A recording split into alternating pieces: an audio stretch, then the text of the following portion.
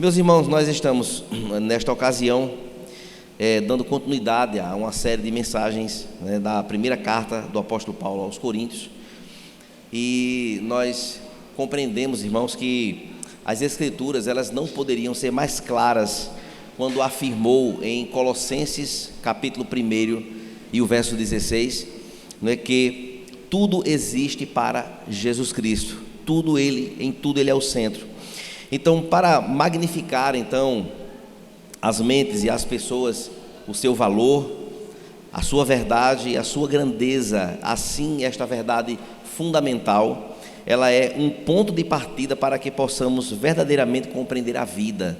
Quando eu entendo que Cristo é aquele que absorve então todas as coisas, que tudo é dele, tudo pertence a ele, a nossa vida pertence a ele, todas as coisas pertencem a ele, a nossa vida toma uma conotação diferente, verdadeira, acerca da sua importância e do seu valor. Se nós podemos então pular este ponto, ou perdermos este ponto de vista, nós certamente perderemos todo o restante, e partiremos então para um viver de auto-engano, onde nós iremos nos auto-enganar acerca de nós mesmos, por exemplo, e das coisas que nos envolvem como cristãos. Observe, irmãos, que o auto-engano, de fato, é a palavra alta que hoje o apóstolo Paulo traz em sua carta, e esta palavra, de fato, tem uma conotação importante para que nós possamos lembrar sempre de que o auto-engano é uma coisa ruim para nós, não é?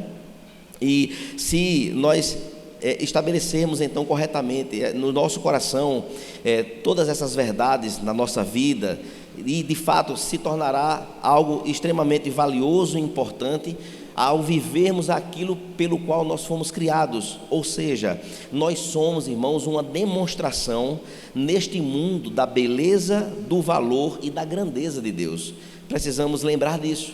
E viver o auto-engano é de fato nos desvirtuarmos destas conotações importantes que a palavra de Deus nos atribui. E isto nos leva a uma conclusão muito simples. Se quisermos então que as nossas vidas sejam aquilo que Deus planejou que fôssemos no mundo e também na igreja, precisamos realmente, irmãos, conhecer quem é Deus. E este é um dos pontos falhos do nosso tempo contemporâneo, da nossa vida contemporânea aqui, em todos os lugares. As pessoas, elas se aproximam da igreja, mas não conhecem a Deus honestamente. Não procura conhecer a Deus, conhecer mais profundamente quem é o nosso Deus, de quem Ele é e como Ele age. Na verdade, há praticamente uma visão muito fragmentada na nossa sociedade e fora das paredes da igreja, o conhecimento acerca de quem Deus é, e aí quase que se desfalece completamente na nossa sociedade, sendo então ignorado por maioria das pessoas que vivem, nos seus meios, nos seus círculos. E, queridos, na igreja contemporânea, parece-me que não é tão diferente. Observe, irmãos, que nesta matéria de conhecimento acerca de quem Deus é, ao invés da igreja ter uma visão de Deus, uma visão grandiosa de Deus, verdadeira de quem Deus é, de que em Cristo reside o fundamento da igreja, nós podemos observar que há uma atenção a coisas secundárias em detrimento das coisas que não poderiam ser desprezíveis. Em vez de ser um ponto central, é um ponto secundário o conhecimento acerca de Deus. Em vez de ser algo extremamente claro e importante, torna-se um conhecimento vago. E o nosso papel, irmãos, como líder de uma igreja, de um rebanho que Deus confiou a nós, insistirmos em trazer para a centralidade da música na igreja, da vida da igreja, do ensinamento da igreja, da pregação da igreja, quem Deus é. Isto é algo importante. O apóstolo Paulo, então, ele vai falar hoje, ele falou, melhor dizendo, mas nos ajudará na compreensão acerca desses pontos, que em vez também de ser algo determinante, é sem sabor. Quando nós olhamos então para as evidências da importância de quem Deus ele verdadeiramente é, de fato, encontramos de fato coisas minúsculas no lugar de ser algo fascinante para o coração dos crentes em Cristo, no mundo contemporâneo que nós vivemos. E tudo isso, irmãos, de tal forma que o conceito de se viver para a glória de Deus passou a ser algo extremamente sem um conteúdo mais robusto e vivenciado. Enquanto, irmãos, não tivermos uma paixão pela supremacia daquele que é a expressão exata do ser de Deus, Cristo, na nossa vida, pela sabedoria dele, pelo poder capacitador que ele tem sobre nós e os desdobramentos na vida dos que servem a ele, que foram chamados eficazmente para viver uma vida que glorifica a ele, irmãos, nós vamos estar vivendo agarrados em coisas que, por exemplo, o auto-engano se coloca como um álibi para a vida. Então, vamos, irmãos, perceber isto na palavra de hoje, em 1 Coríntios, capítulo 3, versos 18 a 23. Eu convido você a ler o texto, mesmo sentados como vocês estão. 1 Coríntios, capítulo 3, versos do 18 ao verso 23.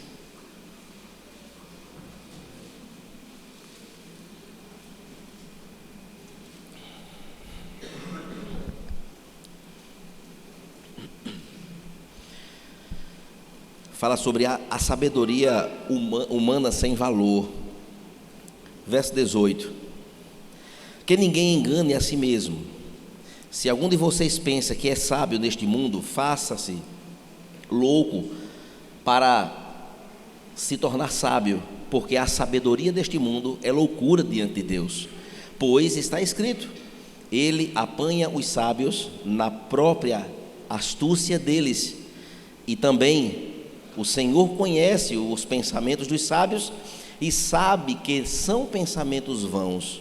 Verso 21: portanto, ninguém se glorie nos homens, porque tudo é de vocês, seja Paulo, seja Apolo, seja Cefas, seja o mundo, seja a vida, seja a morte, sejam as coisas presentes, sejam as futuras, tudo é de vocês, e vocês são de Cristo, e Cristo é de Deus.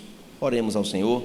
Pai querido, neste momento, nós nos achegamos a Ti, Senhor, e Te pedimos, Pai, a Tua misericórdia e a compreensão da Tua palavra pela iluminação do Teu Santo Espírito. Que o Senhor Deus nos ajude nesta ministração, vá adiante, ó Deus, das palavras, que o Senhor fale aos nossos corações, Pai, e nos alimente a alma. Esta é a nossa oração, Pai, no nome de Cristo Jesus. Amém. Observe, irmãos, que nesta sessão que nós acabamos de ler e que faz parte deste terceiro capítulo, finalmente, nos últimos versos, Paulo, então, ele já mostrou, irmãos, que a igreja, ela deve ser constituída sobre a sabedoria de Deus e não sobre a sabedoria humana. Isto ficou muito claro, desde o primeiro capítulo até agora, o capítulo terceiro, não é, o seu objetivo de combater as fragmentações existentes no seio da igreja, ou seja, as divisões que haviam na igreja de Coríntios, é bastante debatida nesta carta. Ele inicia dando muita ênfase a tudo isso, porque as facções de fato estavam destruindo a igreja, estavam diluindo, né, a unidade que havia ali na igreja outrora.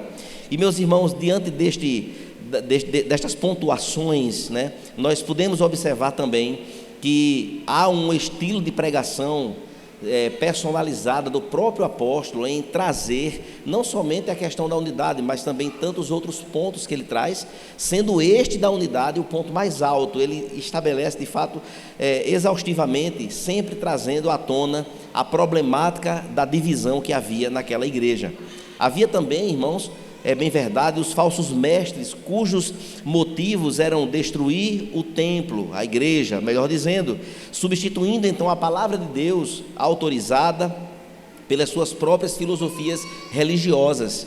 E houve de fato também um confronto da palavra do apóstolo Paulo diante dessas pessoas, né, conforme nós falamos hoje aqui pela manhã.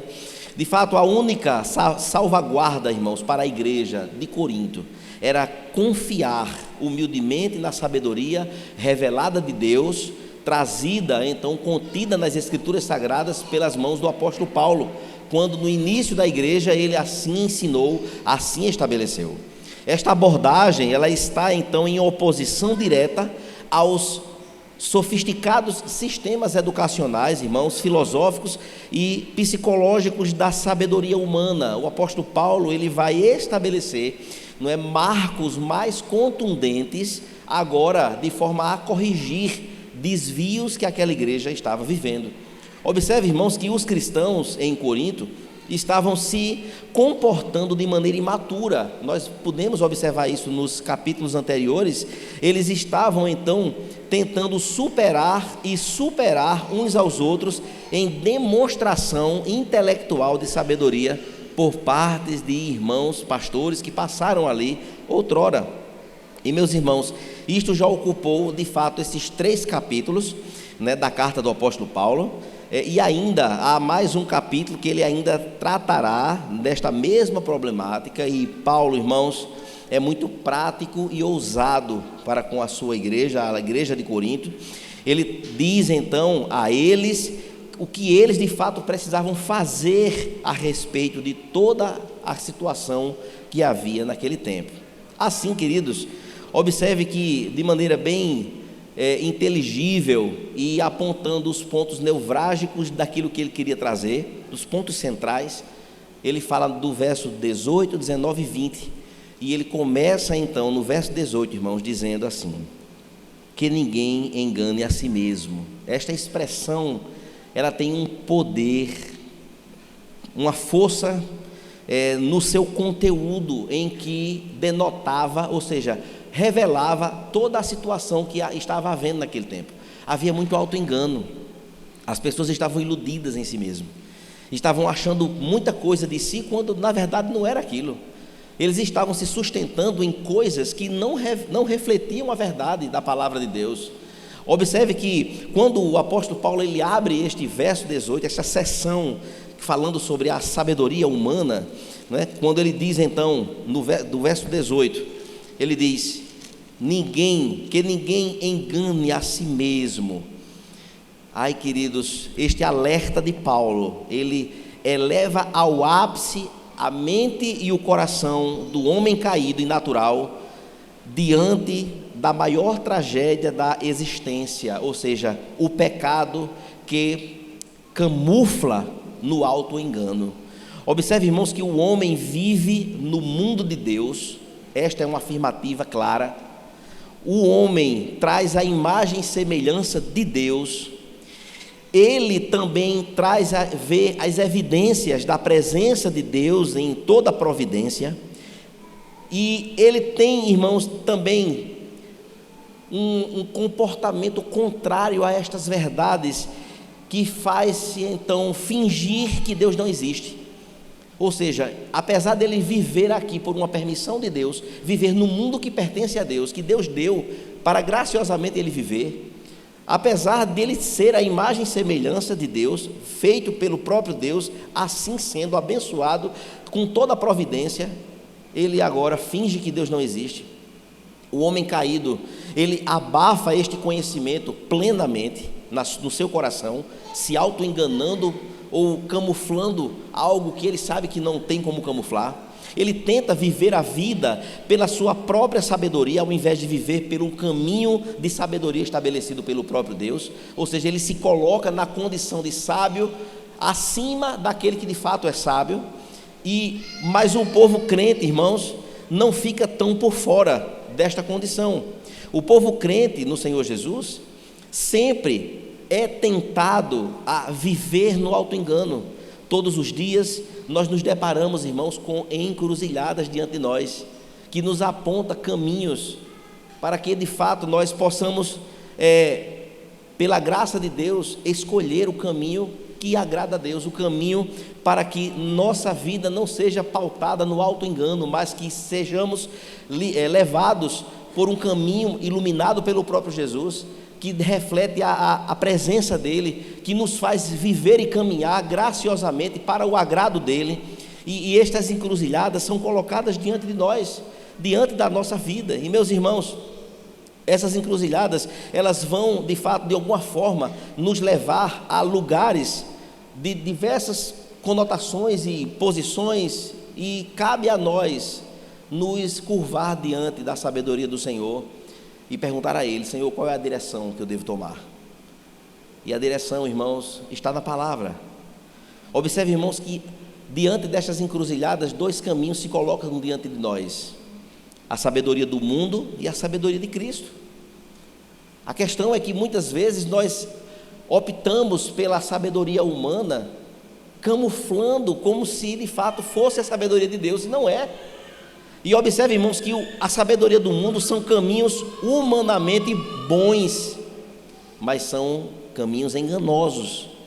Observe, irmãos, que a ganância pelo dinheiro, camuflada por um trabalho que vai me dar a minha sustentação, a ganância por cargo, por status, a ganância do coração humano, levados pela pornografia para satisfação sexual, como também, irmãos, a luxúria, a vaidade, as exibições desnecessárias das redes sociais, são caminhos tomados por muitos crentes, e que é o caminho da sabedoria humana, que não vai suprir o vácuo que há no coração humano, que não vai preencher plenamente, como se de fato fosse um caminho de sabedoria humana. E meus irmãos, a sabedoria de Cristo, a sabedoria humana, irmãos, é um caminho verdadeiro e bom, é um caminho que nós iremos trilhar debaixo de uma humildade, de exercer quem somos diante de Deus. Somos filhos, nós somos co-herdeiros com Cristo. O Senhor, para nos salvar, estabeleceu um plano, e este plano que nós temos falado tanto aqui, tem direcionado então, irmãos, a vida de muitos aqui sendo resgatados, e continuará assim sendo até o último dia, na pessoa de Jesus Cristo, que foi enviado para morrer na cruz, para resgatar as nossas vidas. Isso não pode ser esquecido em nenhum dia da nossa vida. Hoje muitos celebram a Páscoa aí fora. A nossa Páscoa não é ovo, não é coelho. Nossa Páscoa é pão e suco de uva e vinho. É a ceia do Senhor, é a nossa Páscoa. A Páscoa para nós é um significado não somente neste dia de domingo hoje, mas durante o ano todo. Todo domingo é o dia do Senhor, que reflete-nos então, ou leva-nos então a olhar para o sacrifício de Cristo, que é de fato o ponto mais alto do amor de Deus sobre as nossas vidas. Eu preciso entender que isto é de fato um caminho de sabedoria de Cristo. Depender dele, viver nesta esperança de uma vida eterna, e viver de acordo com a obediência à sua palavra, a viver uma vida de piedade, de se resguardar para o deleite em Cristo. Isto é maravilhoso, isto é abençoador, e isto aqui, irmãos, é muito claro nas Escrituras, não precisa de revelação não, a revelação está aqui na Escritura. E assim sendo, meus irmãos, é esta forma tola de que tem marcado a igreja de Corinto. A igreja dos Coríntios foi marcada por isso. A igreja pegou na encruzilhada a rota da sabedoria humana, e lá estava se auto-enganando, seguindo a homens, vivendo de toda forma, com imoralidade sexual, vivendo distorcidamente os preceitos teológicos que apontam para a veracidade da ressurreição de Cristo. E tinha gente lá desvalorizando, dizendo que Cristo não ressuscitou. E meus irmãos, o apóstolo Paulo então, ele traz de fato este ponto, e isto deve servir de alerta para nós. Nossa caminhada, a igreja do Senhor que se reúne aqui, ela precisa perceber estes dois caminhos: o caminho da sabedoria humana, o caminho da sabedoria de Cristo. E meus irmãos, Paulo então, ele dá a ideia de que a igreja de Corinto, ela era para estar cheia, irmãos, de gente madura. Nós podemos observar isso em textos passados. Era uma igreja para estar lotada de pessoas já amadurecidas, que não estava mais no leite, na fase infantil, do infante, mas sim de viver agora já num alimento sólido, né? O apóstolo Paulo então, ele de uma certa forma, ele é desapontado por esta realidade na igreja de Corinto. E meus irmãos, às vezes os adultos se comportam de fato como crianças no parquinho, quando a gente é pequenininho, né? criando agrupamentos de fidelidade privada, ou seja, os famosos grupinhos ou panelinhas, que era o que estava acontecendo lá em Corinto. Os grupos fechados, que ninguém entra naquele ambiente, que não pode mais ser amigo desse ou daquele, porque só gosta daquele, não gosta daquele outro. Às vezes, irmãos, os adultos se comportam pior do que as crianças. Paulo então combate, queridos, este tipo de sabedoria, como questões de partidarismo e de preferências. Observe que isto fica muito claro no texto sagrado que foi pregado recentemente. Paulo, Apolo e Cefas, Pedro, passaram naquela igreja.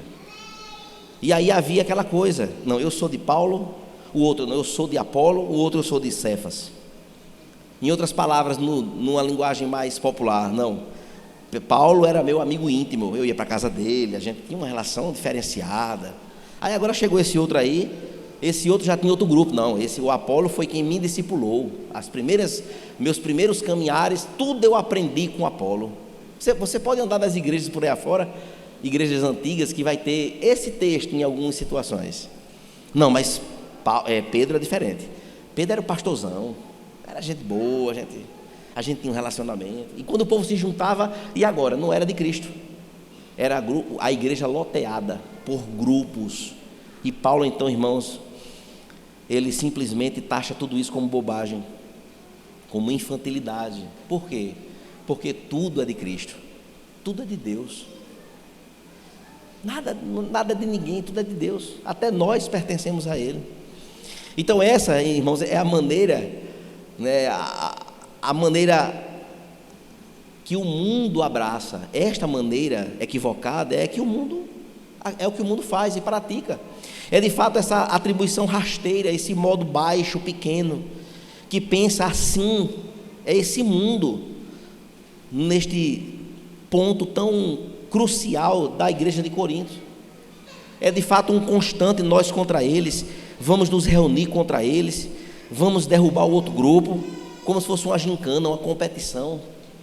Vamos usar então um pouco de política eclesiástica para poder alcançar os objetivos para o nosso bem, porque o nosso grupo não pode sair perdendo. Queridos, ao nos depararmos, irmãos, com a igreja de Corinto, vejamos que Paulo ele vem trazendo remédios desde o primeiro capítulo. Desde o capítulo 1 ele traz remédios para estas problemáticas. A primeira coisa que ele aponta é que ele fala para a igreja, nós não somos nobres e poderosos, nós não somos sábios em nós mesmos. Ninguém está no time de Deus porque é tão especial. Em outras palavras, ele está dizendo isso. Olha, você não está no time de Deus porque você é bonito, porque você é intelectual, porque isso e aquilo. Não há ninguém tão extraordinário. O próprio Paulo disse: nem eu mesmo, a minha pregação foi Cristo crucificado. E o próprio Paulo diz: olha, um veio, plantou, o outro veio, regou, o outro veio, colheu. Deus foi quem dá o crescimento. O apóstolo Paulo então nivela, irmãos, e onde é que de fato eles iriam parar com este auto-engano, quando tudo pertence a Deus? Claramente, irmãos, a sabedoria divina, ela contradiz a sabedoria deste mundo, e neste ponto não há neutralidade, não tem coluna do meio. Ou nós estamos crescendo em sabedoria bíblica, ou nós estamos vivendo este auto-engano, ou seja, estamos sendo alimentados pela sabedoria deste mundo e achando que estamos bem. É auto-engano. Observe, irmãos, que a igreja de Corinto, ela tinha posturas de fato parecidas com a forma das igrejas contemporâneas do nosso tempo, por exemplo. Se não lutarmos pelo nosso grupo, eles vão nos engolir. Parecem nações separadas, né? Se não corrermos para prevalecermos, virá outro grupo e ocupará os espaços. A igreja de Corinto era exatamente isso. Precisamos então fazer aliança com pessoas chaves, porque pessoas influentes, né, vai nos garantir, né, durabilidade no nosso espaço que nós temos. Pensamos como se de fato encontramos corações, não é, disponíveis para que nós possamos nos ajuntar e a gente já chega com um texto pronto e a gente já consegue ganhar aqueles ali, para que nos bastidores nós possamos então formar as nossas sociedades. Meus irmãos, querido ouvinte da palavra de Deus, este é o padrão da política do nosso tempo, da sociedade caída, da escola, do mundo. Quer ver na escola? A professora chega assim: olha, trabalho em grupo. Aí de quantos? De 4. Tu e tu. Pronto. A gente vê isso na escola. A gente vê isso aí. Na política agora, que está os conchavos para a eleição, tira fulano, bota outro, tira fulano, bota outro, tira fulano, bota outro, as conveniências. A gente vê isso aí. Mas, irmãos, no reino de Deus, na igreja do Senhor Jesus, não deveria ser assim. Isto não é ser sábio. Leia comigo o verso 19, e nós vamos perceber o que é que o apóstolo Paulo ele traz neste verso. Porque a sabedoria deste mundo é loucura diante de Deus, pois está escrito o quê? Ele apanha os sábios na própria astúcia deles. Meus irmãos, o apóstolo Paulo, então, queridos, ele vem agora dizendo que para sermos sábios de verdade neste mundo, nós vamos precisar andar de maneira que as pessoas olhem para nós e digam assim: como vocês são tolos, vocês são muito bestas, como fala no Nordeste aqui, né? Vocês são bestas, vocês são muito tolos. É assim. E aqui está, irmãos, um grande desafio. As pessoas vão olhar para nós e dirão, nas nossas atitudes: fulano é muito inocente, é muito bobinho, é muito besta. Queridos, quantas pessoas chegam para nós e dizem assim: eu não sei como é que vocês são muito lesos. Dia de domingo está na igreja. Que conversa é essa? Dia de domingo na igreja? Deixa de ser bobo. Você poderia muito bem estar aproveitando, ir de manhã e ir de noite ainda, deixar de ir para a Areia Vermelha, de ir para Porto de Galinhas, para dar um mergulho na Praia de Pipa, ou estar dormindo, descansando. Como você é tolo, porque os valores são trocados, os valores são modificados. O que para nós é tolice, o que para nós é sabedoria de Deus, para eles é tolice. Quantos chegam e dizem assim: o mundo vai ver o crente desperdiçar oportunidades no trabalho, no status, na sua empresa, onde você trabalha, na faculdade. Só que são oportunidades ilícitas. Então aqueles que trilham na sabedoria de Deus vai ver ali a oportunidade, mas para ter aquela oportunidade eu vou ter que dizer sim para o que Deus diz não. E aí quem anda com o Senhor vai dizer: eu não vou aproveitar a oportunidade, eu vou deixar passar. E as pessoas vão dizer: como você é tolo, você devia ter aproveitado daquela oportunidade, que besteira, era só botar o CEP diferente ali, estava tudo resolvido. Sendo mentira. O mundo vai ver, irmãos crentes, em nome de Cristo, dizer não a essas coisas, as coisas prazerosas e até desejáveis. Outros dizem: só se vive uma vez. Como é que pode? Você agora vive agora na igreja, deixar de curtir. Parece bobagem, né? Rapaz, tu está em dificuldade, pega esses R$100 últimos aí que tu tem, aposta na bet que tu vai ganhar, vai transformar em 1.000. São as propostas que chegam, não é? E, meus irmãos, quando a gente diz não, é uma evidência de que a gente caminha, é que nós estamos caminhando na sabedoria divina. É o auto-engano deste mundo que às vezes quer nos envolver. A sabedoria do mundo, irmãos, tem o seu nascedouro no coração caído do homem. O auto-engano, esta sabedoria do mundo, apesar de parecer algo às vezes até impressionante, até que quando for comparada com a sabedoria de Deus, Deus enxerga o mundo e Deus apanha os sábios deste mundo na sua própria astúcia, conforme nós lemos. Observe, queridos, que a referência que Paulo usou para apresentar aos irmãos de Corinto como Deus trata a sabedoria do mundo, exatamente neste verso 19, quando diz: ele apanha os sábios na própria astúcia deles, está no livro de Jó, no capítulo 5, verso 13, numa fala de Elifaz. Ele apanha os sábios na sua própria astúcia. Ou seja, por mais sábio que alguém pareça ser aqui na terra, Deus é soberano, conhece profundamente todas as coisas, e na própria astúcia de quem é sábio, o Senhor os pega. Como também no verso 20, ele continua dizendo: e também o Senhor conhece os pensamentos dos sábios e sabe que são pensamentos vãos. Este aqui é um salmo que está no Salmo 94, verso 11, fala exatamente desta forma. Muitas vezes, irmãos, nós desperdiçamos a sabedoria de Deus por conta do nosso próprio coração auto-enganado, cheio de autojustiça e de acharmos sábios demais. Mas a sabedoria divina, ela deveria, irmãos, fazer parte das nossas decisões, deveria fazer parte das problemáticas que nós nos deparamos.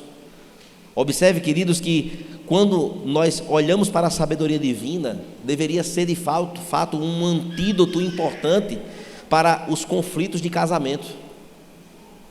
Conflito de casamento era para fazermos uso da sabedoria divina, em dar um conselho para um determinado irmão, biblicamente, não pela nossa própria forma de achar o mundo e entender que nós entendemos.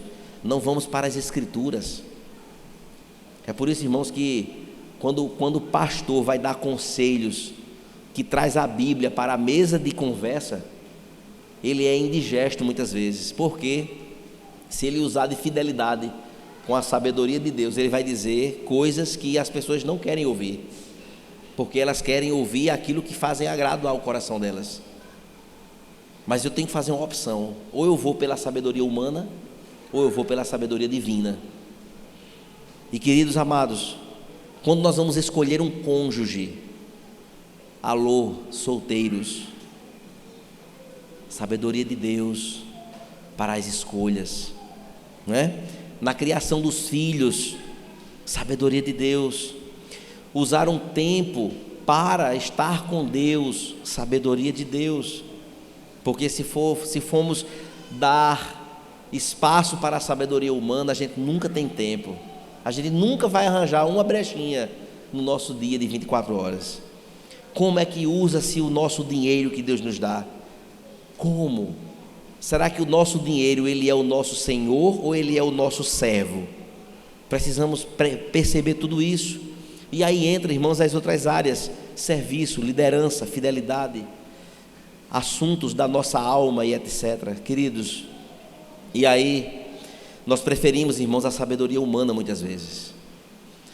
A sabedoria humana com todo o seu orgulho, com valor próprio, com teologia própria, que diz o que é que a Bíblia tem que me dizer, e essa parte eu não aceito, só aceito essa daqui. E aí costura-se então uma teologia totalmente capenga, caquética, desvalorizada, sem nenhum tipo de conteúdo vigoroso da parte de Deus. E para desfrutar de vez toda a sabedoria humana, irmãos, com tanto altos enganos, o apóstolo Paulo, usado por Deus, ele nos dá razões extraordinárias.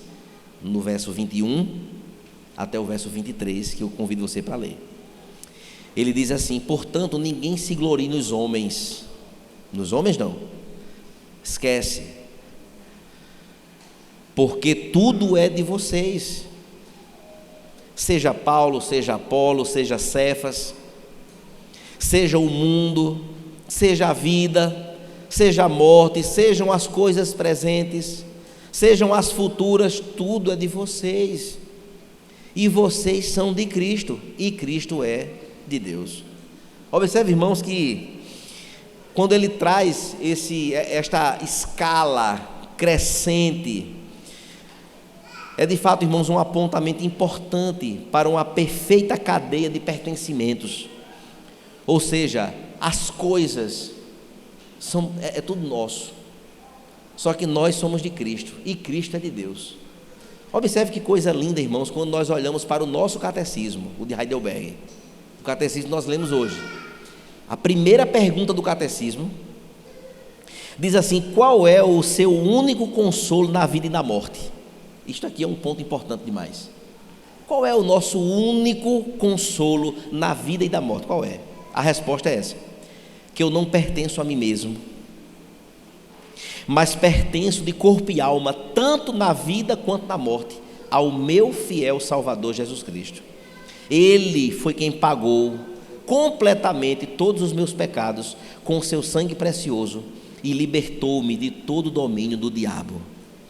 Amém, irmãos? É este entendimento aqui. Quando eu entendo isso aqui, as coisas da minha vida passarão a tomar uma outra dimensão, um outro sentido. De fato, eu vou olhar para todas as coisas e vou perceber que o meu coração estará fascinado em Cristo, não em nada, não em nada, porque todos somos de Cristo, somos presentes, irmãos de Deus, uns para com os outros. Grande verdade. E aqui eu posso dizer claramente: você que está aqui é um presente na minha vida, um presente que Deus deu na minha vida, e eu quero ser este presente na vida de vocês, e que os irmãos sejam presente de Deus na vida dos outros. Esta é a ideia de Paulo, esta é a ideia de uma igreja saudável, esta é a ideia de uma igreja una, que caminha junta, que de fato reconhece o senhorio de Cristo na centralidade das nossas relações, de tudo que nós fazemos para a glória dele. Não podemos, irmãos, negar a dádiva de Jesus para a igreja ao preferirmos uns em detrimento do outro, não, simplesmente por um capricho ou uma conveniência. Cristo, irmãos, ele herdou todas as coisas e com ele somos herdeiros também. Isto é lindo, maravilhoso. Se somos de Cristo, tudo é nosso, inclusive o que nós lemos no verso 22, inclusive a morte. Não, pastor, falar em morte, sim, a morte é nossa, não é? A vida é nossa, as coisas do presente, as coisas do futuro, tudo é nosso, inclusive os pastores que passaram lá em Corinto, que foi Paulo, depois Apolo, depois Cefas.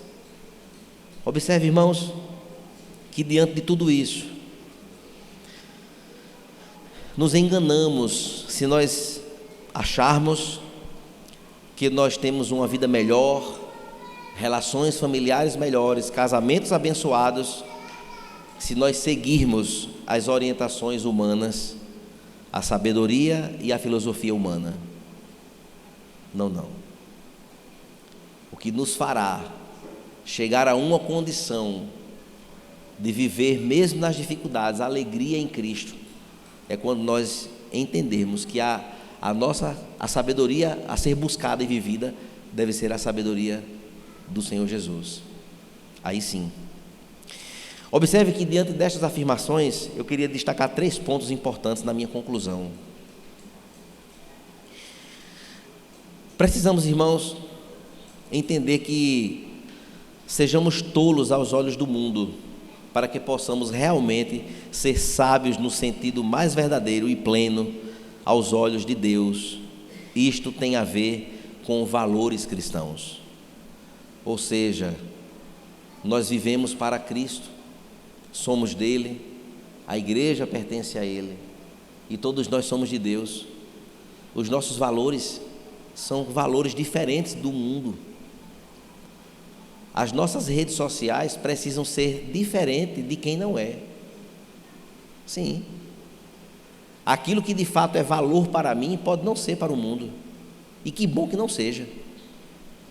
E aquilo que é valor para o mundo, de forma alguma eu devo abraçar para a minha vida, porque aí eu vou estar trilhando em um caminho distante.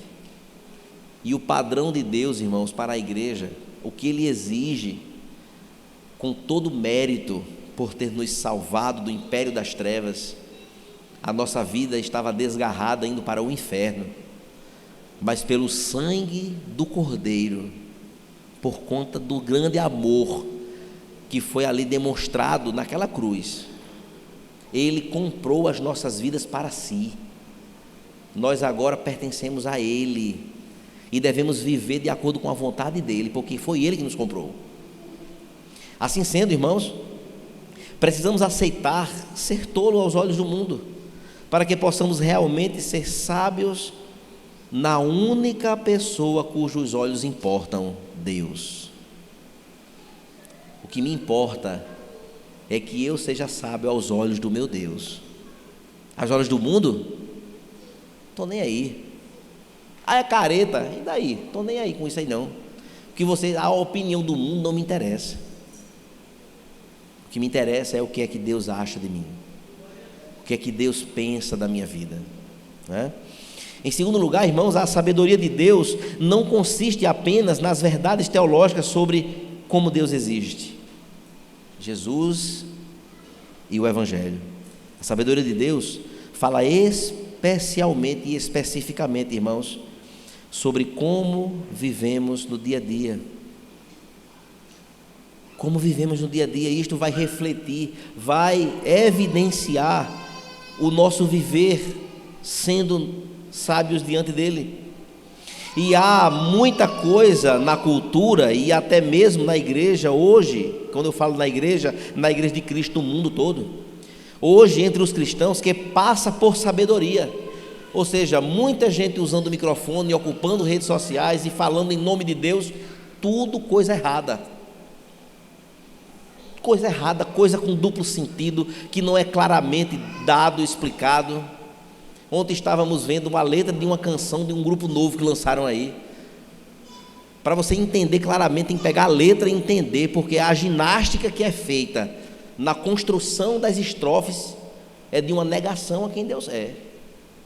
A ideia seria o que então? Iludir as pessoas? Uma música cristã, mas que aparentemente não tem nada, é tudo trocado, troncho, para chamar a atenção. É muito complicado. Em terceiro lugar, irmãos, que nós venhamos, queridos, a viver como de fato tudo sendo de Cristo, porque é assim. Líderes humanos, toda a existência, a vida, a morte, o presente, o futuro, tudo isso é para que eu e você sejamos abençoados por Cristo. Isto é o que Paulo diz em outro lugar, em Romanos 8:28, quando diz: sabemos que todas as coisas contribuem juntamente para o bem daqueles que amam a Deus, que são chamados segundo o seu propósito. O mundo é caído, o mundo é falido, o mundo está arrasado, de fato está, mergulhado em suas concupiscências, em seu distanciamento, mas toda a riqueza do mundo pertence a Deus. Todas as chances e oportunidades do mundo pertencem a Deus. Todo concurso pertence a Deus. Toda vaga pertence a Deus. Todos os países pertencem a Deus. Toda a economia pertence a Deus. E Deus utiliza de tudo isso para, nos seus propósitos insondáveis, nos abençoar aqui. E que essas coisas sejam servas dele para nos abençoar.